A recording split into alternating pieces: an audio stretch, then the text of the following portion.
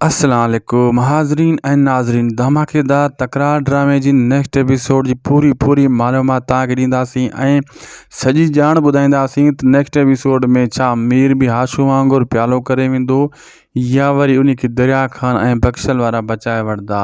छा next episode में भावल पंहिंजी न्याणी खे उतां वठी वेंदो या वरी हू पंहिंजे पीउ जे पेरनि ते रओ विझी पंहिंजी माफ़ी मीर जी बि माफ़ी वठी करे जान छॾाईंदी।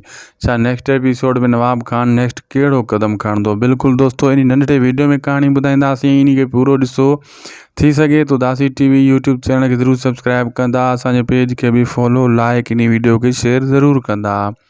दोस्तों मीर खे हुन ज़ख़्मी कयो भावल तव्हां ॾिठो, ठीकु आहे। भावल ज़ख़्मी कयो ऐं मीर जेको आहे बिल्कुलु ज़ख़्मी थी वेंदो आहे। उनखे दरिया खान ऐं बख्शल खणी वेंदा आहिनि इस्पताल ऐं दरिया खान जे मथां बि एतबार मूसा ऐं भावल जो ख़तमु थी वेंदो आहे। हू सम्झंदा आहिनि त हीअ बि मिलियल आहे ऐं अहिड़े हिसाब सां भावल ऐं मूसा वेंदा नवाब मीर जे घर ऐं राणी खे वठणु। राणी पंहिंजे पीउ सां न वेंदी, रओ लाहे पेरनि ते उछलाईंदी, इहा ई ॻाल्हि कंदी, तूं मूंखे बेवा न कर, मां बेवा थी वेंदुमि।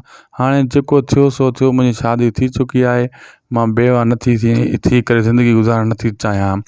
हिते मूसा ऐं भावल मजबूर थी पवंदा ऐं राणी जी ॻाल्हि मञण जी कोशिशि कंदा ऐं मूसा बि, लेकिन भावल ज़िद कंदो पंहिंजी, लेकिन वॾी कोशिशि कंदी राणी हिते। ऐं मीर ज़ख़्मी हूंदो दोस्तों, प्यालो न कंदो न हाशू वांगुरु, हुन जो इलाजु कराईंदा बख्शल ऐं दरिया खान वारा।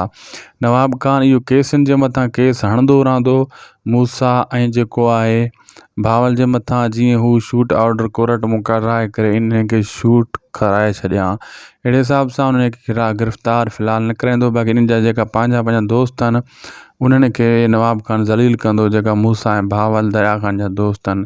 ऐं सजावल खान खे बि वार्निंग ॾेई रहियो आहे नवाब खान, लेकिन तव्हां ॾिसंदो त इन खे मजबूर करण जी कोशिशि कंदो, जीअं सजावल बि मजबूर थी मूंसां ठा करे। वीडियो पुॻो आहे दोस्तों, पुॼाणी ते असांखे ॾींदा इजाज़त। ख़ुदा हाफ़िज़।